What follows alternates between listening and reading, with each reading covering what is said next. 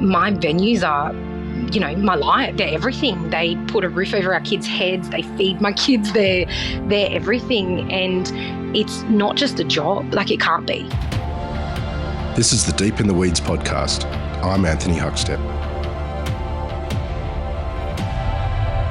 Sydney's population is well over 5 million now, and the depth and breadth of dining spreads far and wide. On the outer limits of Sydney, Penrith has a huge population, and its dining scene has evolved rapidly in the last decade thanks to some savvy operators. Jessica Jenkins is the co-owner of Mr. Watkins and Elton Chong in Penrith. Jessica, how are you? Good, thanks. How are you, Huck? Good. It's great to get you on the show. You guys are doing some pretty amazing things out there in Penrith. What's it like out there at the moment? Oh, it's amazing. It's just changed so much in the last 6 years. We opened Mr. Watkins just about 6 years ago in November. And when we originally opened, there wasn't much on the high street. And yeah, as I said, in the last 6 years, it's just evolved into a really vibrant scene, actually. It's been a tricky couple of years, as we all know. But what's the sort of dining scene like now, a few years on? Look, it's COVID wasn't easy on anyone, but I think we are in a fantastic community. Everyone really rallied behind us, and we managed to get through it pretty unscathed. Now it's just, it's exploded. You can find everything here. We've got a great little modern Mexican restaurant down the road. We've got a rooftop bar. There's another little speak easy that's just recently opened. Yeah, there's just great diversity and lots for people to do out here. Tell us a little bit about your venues. You got a couple there. Give us a bit of a sort of a spiel on what you're doing. Yeah, so Mr. Watkins is a cafe by day. So he trades 7 days, open from 6 o'clock in the morning, and just, really great cafe fare. It's comfortable. We want people to feel really comfortable in there. By night, it's a bar and restaurant. So we do Thursday, Friday, Saturday nights at Mr. Watkins. And it is, a beautiful bar. We've got a very extensive cocktail list, wine list, food sort of sharing styles. But it's, we just wanted a place that people could go to and feel comfortable and enjoy time with their loved ones. Is there challenges, with a venue like that that's a cafe by day and sort of more of a drinking and eating establishment at night? Is there challenges in sort of making that sort of seamless, those different offerings in the same venue? Look, originally we wanted 2 revenue streams. That was the whole idea behind it. We wanted something that we wanted a bar, but we knew that we are still in sort of suburbia, so we knew that we wouldn't get crazy trade, Monday, Tuesday, Wednesdays. So we wanted something where we could bring in a little bit of money on the other days. And we've set it up so it is like a speakeasy. There's a little sort of section at the front with the coffee machine and baked goods and whatever. And then you walk through a door and out the back it opens up into this beautiful bar. So we always wanted that. We've always run it as not 2 separate businesses, but we've got a team that runs the cafe and we've got a team that runs the bar and restaurant by night. Yeah. So we've got, a couple of cafe chefs during the week that, do all the cafe food and the cafe prep. And then we've got a team at night that come in and do all the food at night. We've got a bar manager and a restaurant manager. So that's sort of how we've navigated that. It was a little bit hard in the beginning because we never wanted to use the dining room for the cafe. We wanted to just be sort of grab and go, really easy, ham and cheese croissants. And we do these things called bread pies. And we just wanted to keep it, grab and go. But as the years went on, the demand grew and we've got a full cafe menu now. The cafe does really well. It does better than the bar some weeks. It's got a great little following and heaps of regular customers. We've always sort of run it separately. The kitchen's big enough to do that. Thursdays and Fridays, it gets a little bit hectic in there because there's cafe chefs and there's dinner chefs. They're all doing their prep and running around. But it works for us. It's always worked for us, yeah. most of our guests have detailed the challenges of finding staff during the last couple of years. With a setup like that, with sort of your cafe crew and your restaurant crew, have you had challenges getting staff to sort of have those teams full? To be honest, we've been really lucky. We've got a lot of staff that have been with us for a really long time. We've got people that have started from the bottom and are now managing the restaurant. We've just been really lucky. I think also because we work in the businesses. So I am in the cafe. Rod, who's one of the other co-owners, is in the restaurant every night. And Wayne, who's my husband, he runs our other venue, Elton Chong. So we're in the nitty gritty of it all. You know, we clean bathrooms, we do whatever we have to do. So I think it's been easy for us to attract good staff and keep them because we're not afraid to do what they do. So yeah, no, we've been really lucky. And I think out here there's just so many people. People don't want to travel to the city to work anymore. They want to stay close to home. They don't want to waste time on the train.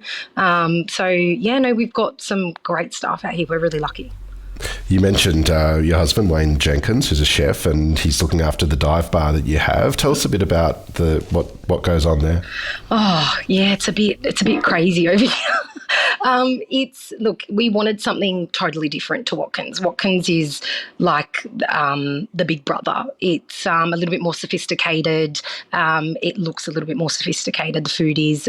Over at Elton Chong, we wanted something that was a bit left of centre, a little bit fun. We have a lot of like heavy metal and live music over here as well. And that just didn't really fit in at Mr. Watkins.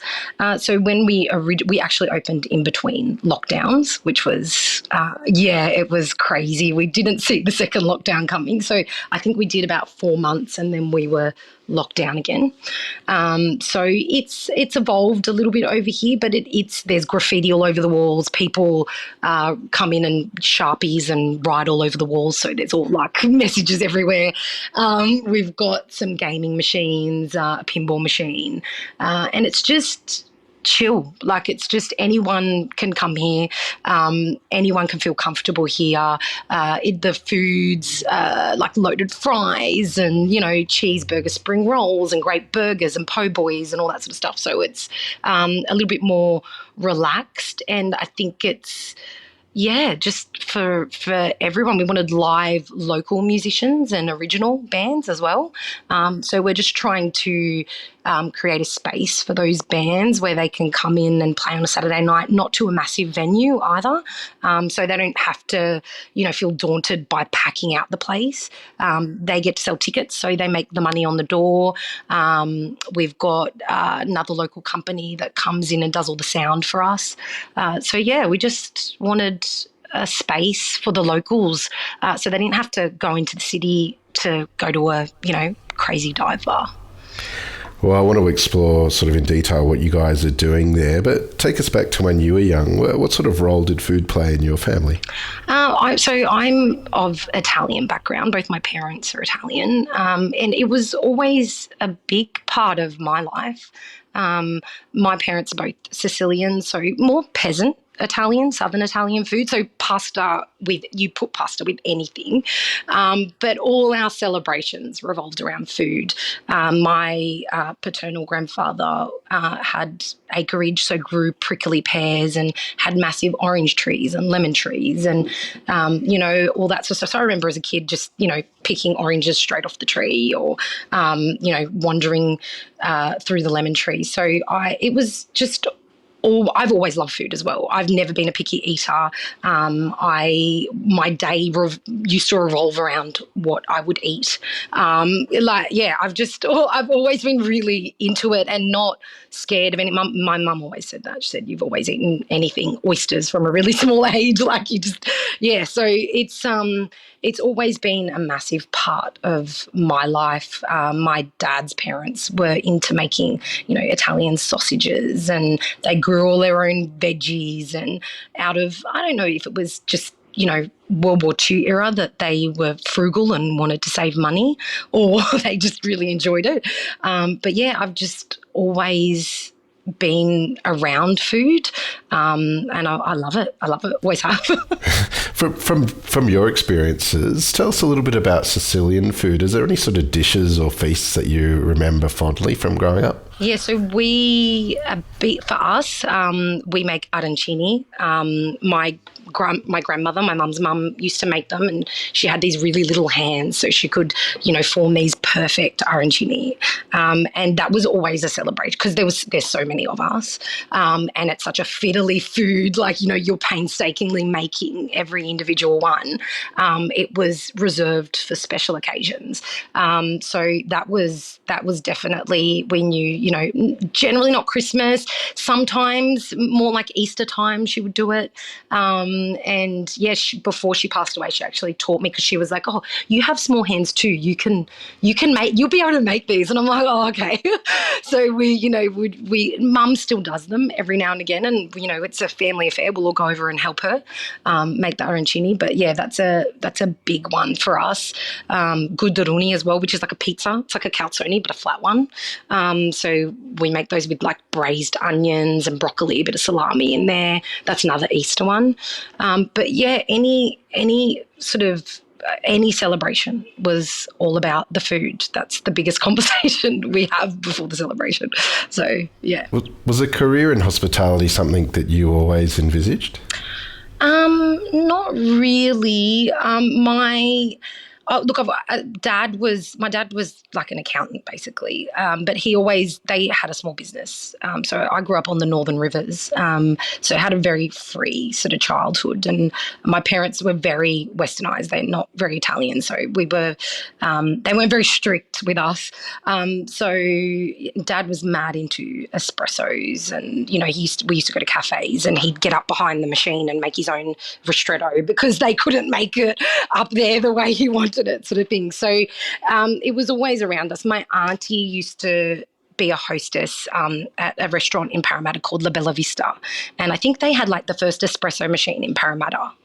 Back in the day, and we used to go there, and she'd be, walking around in her dresses, and meeting and greeting all the customers and seating them and all that sort of stuff. And I just loved it. I was so enamored by the energy in the space. And then I sort of did a bit of cafe work, and I went to work for her after I finished high school, after I did my HSC. And then I was like, oh yeah, I could do this. I love it. Like, all these crazy people in one space. It's awesome. And then I went and did a bit of marketing and insurance and whatever, and moved overseas to London, and I got an admin job, and I walked into the office and I was like, oh, I don't know if this is what I want to do in London. I want to work with, young people, Brazilians and Spanish and, sort of all that sort of stuff. So I got the job in admin, but I called them in the afternoon. I said, oh, sorry, I just don't think it's right for me. And then I started looking on Gumtree for a waitress position or something, and I ended up getting a job as a receptionist in a fine dining restaurant in the private members club called The Hospital in Covent Garden. And it was just, it blew my mind because like a receptionist in a restaurant, like what are you talking about?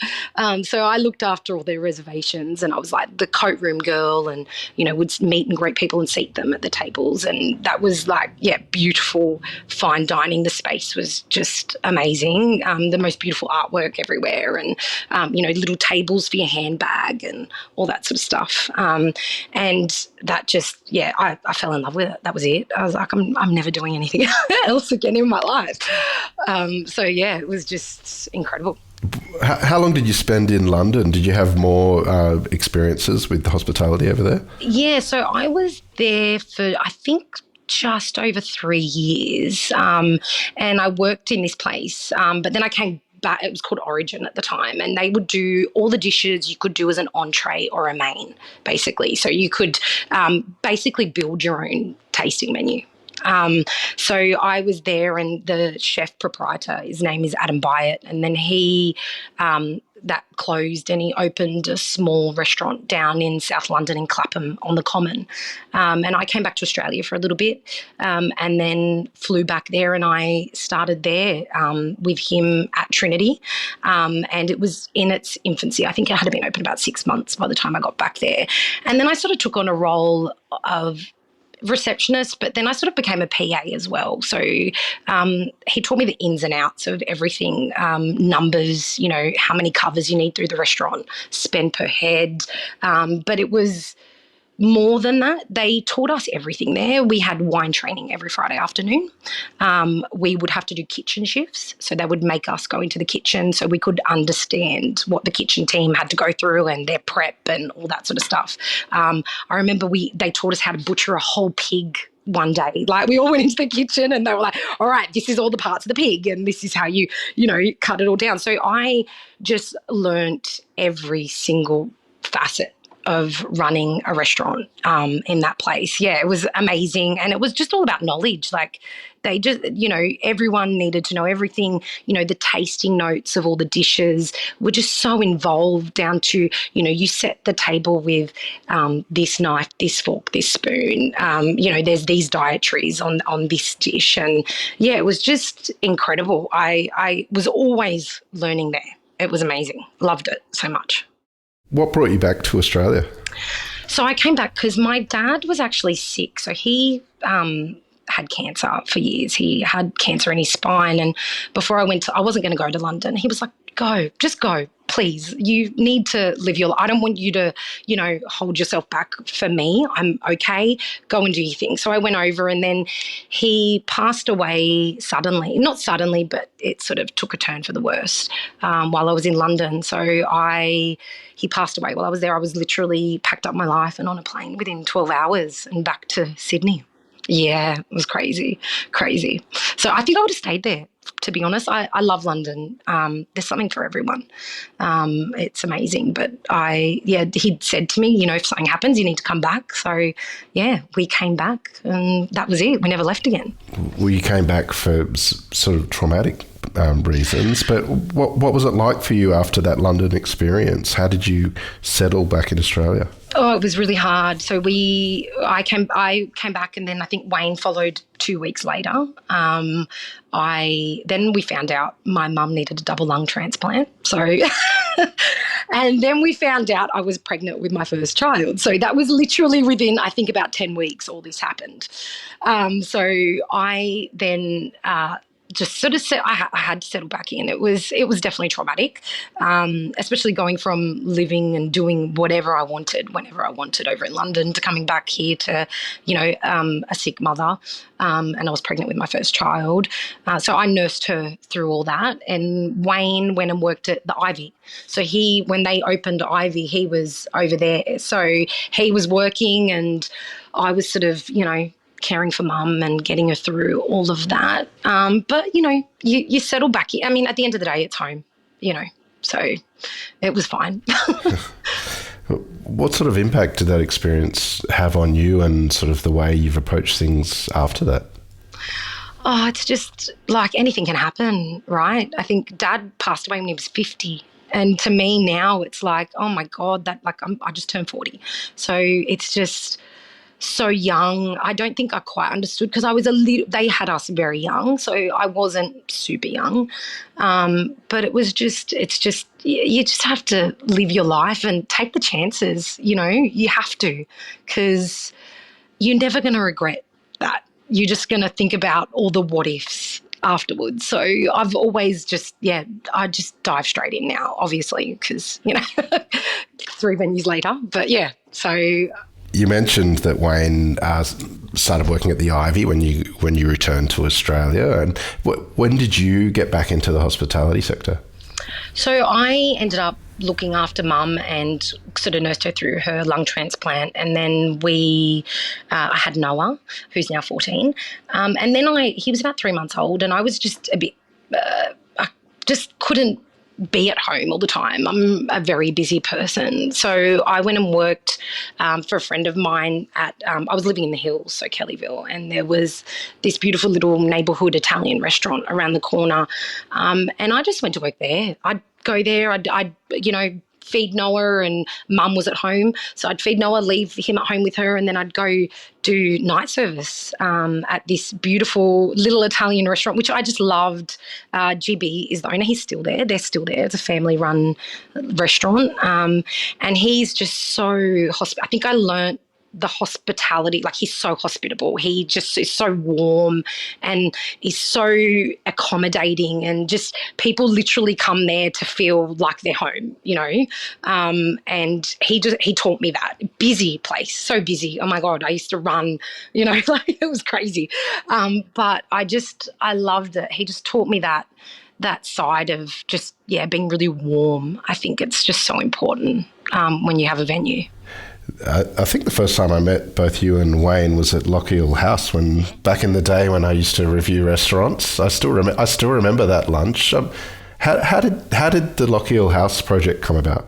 So Wayne was working at Ivy for Maryvale, and I think he opened Mad Cow, and then he went to the Italian restaurant there, and then he was, wanted to do a bit more chefing, and Noah was a little bit older. He would have been about two and a bit, and we just sort of started looking around, and we were like, we've learned so much in the last 5-6 years. Let's do something. And I think I was definitely at a place where I thought I was ready to run my own venue.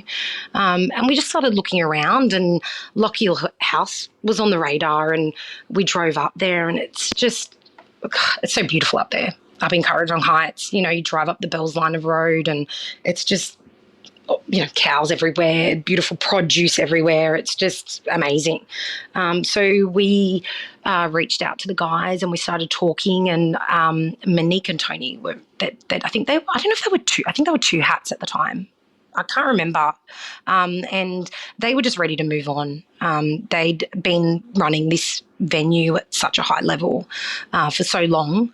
They were just ready to move on. So we bought Lochiel off them, but decided to just change it straight away, because I think the whole it was very fine dining, like very fine dining, and that, like, I can do it, but I'm just a little bit more relaxed than that. So I was just like, let's, take it down a notch. So we ended up opening for breakfast and brunch and dinners. So that was like a trial by fire. That was so intense, because it's, how small it is. It's such a small little, we were writing our docket. We didn't even have a POS system.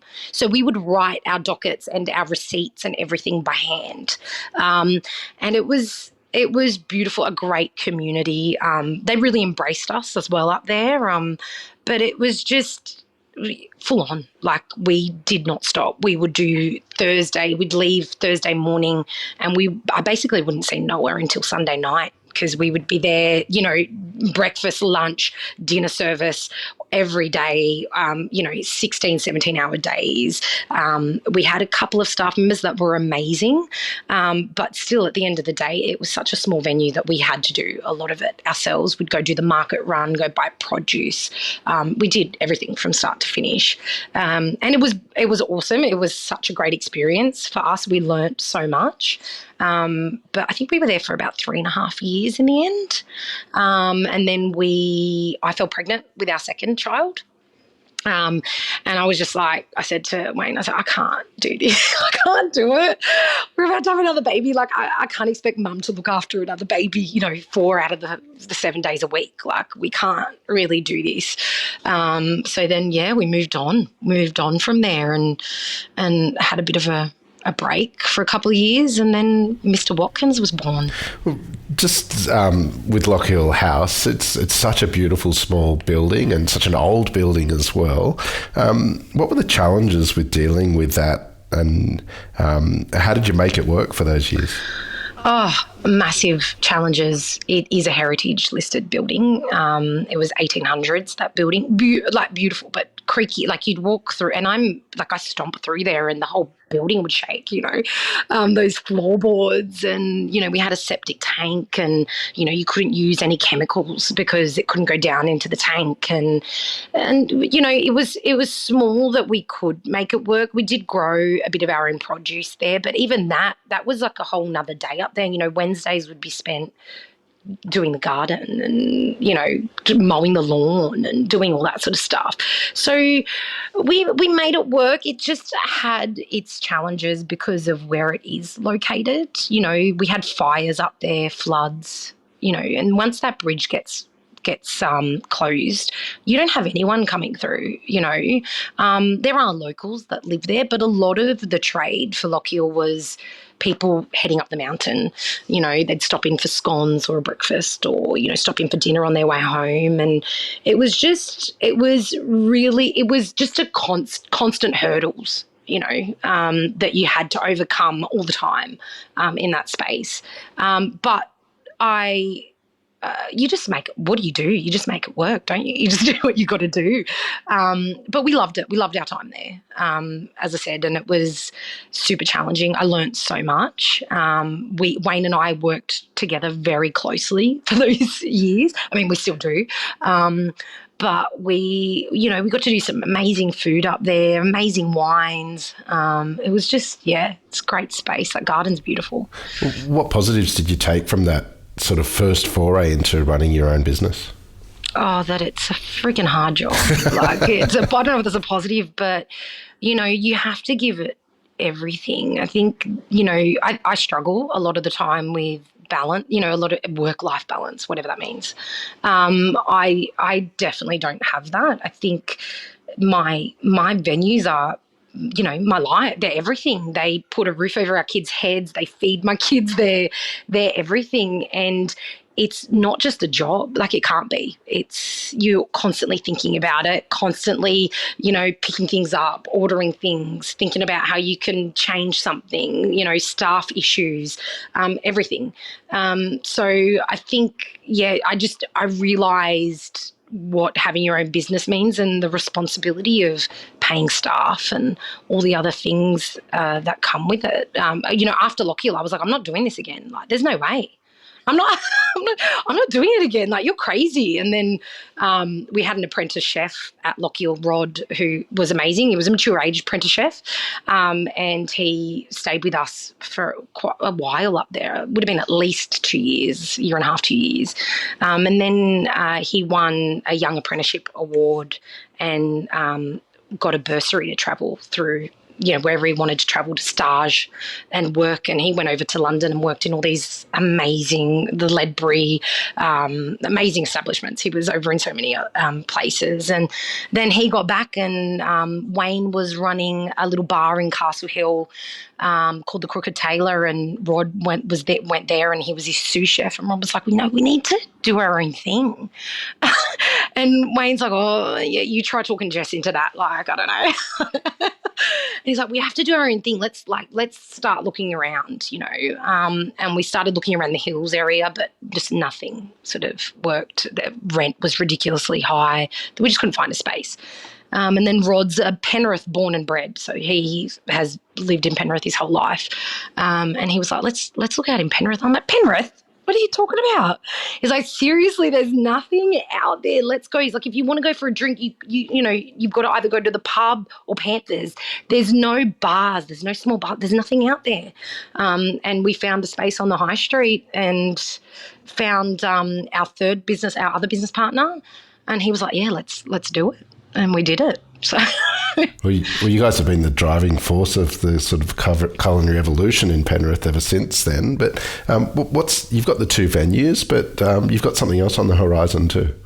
Yeah, so it's here. We started about 9 weeks ago now. So Harry Hartog booksellers have opened. It's the most beautiful bookstore you will ever see. Giftware bookstore, cards, wrapping paper, but it's just the attention to detail in the space is unbelievable. So they took over the building next door to Elton Chong, and they wanted to put a cafe in there, but they don't run the cafes. That's not what they do. They're booksellers.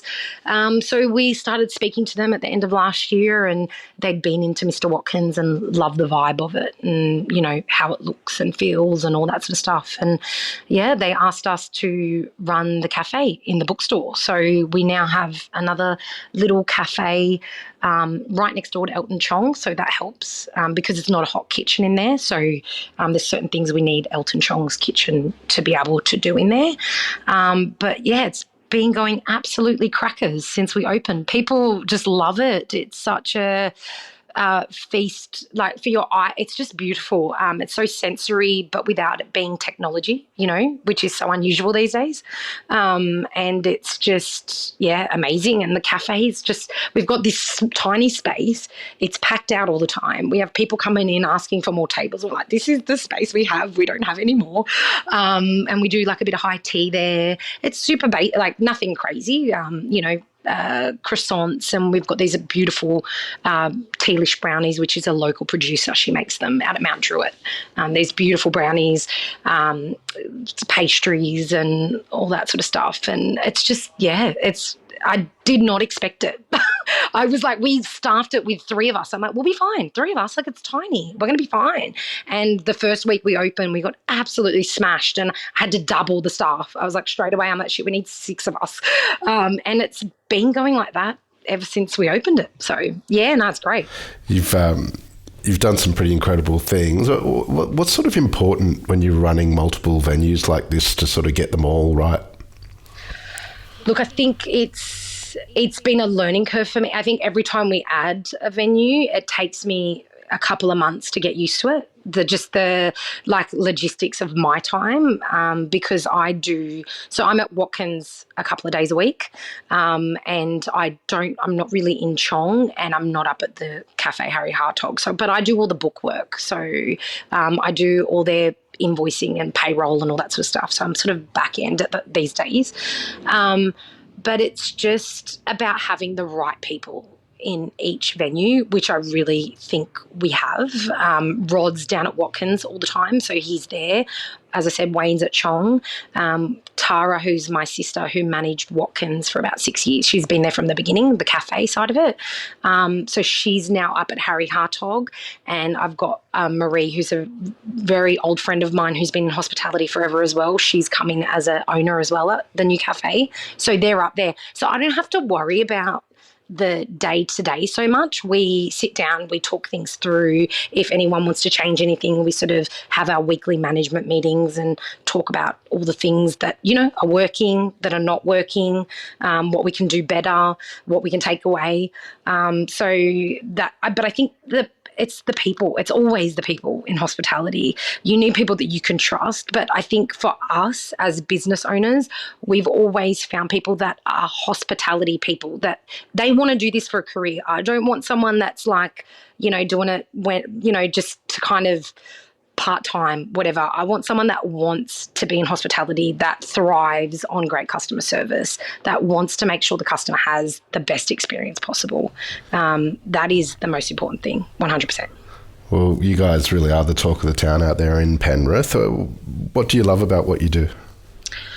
I just love the whole people aspect to my job. I probably don't really need to be in venue much anymore, but I make sure I am. As I said, I still do a couple of shifts in the cafe down at Watkins because I want to feel it and see it and see what the customers are saying and, get their account of how they're feeling and hang out with the staff and, because you don't really know what's going on unless you're there. You don't really see or feel the dynamics between your staff and if there are any issues or if there's something happening that, maybe someone won't tell you. So I think for me, I love people. I still do. It's crazy. Like I still do. I still love people. I love chatting to people. I think it's just it's innately part of who I am. I get it makes me more energetic to be around people. Definitely. Well, Jessica, it's great being around you, and we've loved chatting to you today on Deep in the Weeds. Look forward to seeing what you do next out there in Penrith. Please keep in touch, and we'll catch up again soon. Thanks, Anthony. Talk soon. This is the Deep in the Weeds podcast. I'm Anthony Huckstep. Stay tuned as we take a deep dive into the lives of the incredible people who ply their trade in the food and hospitality sector. Special thanks to executive producer Rob Locke for making this all happen. Follow us on Instagram at Deep in the Weeds Podcast, or email us at podcast@deepintheweeds.com.au. Stay safe and be well.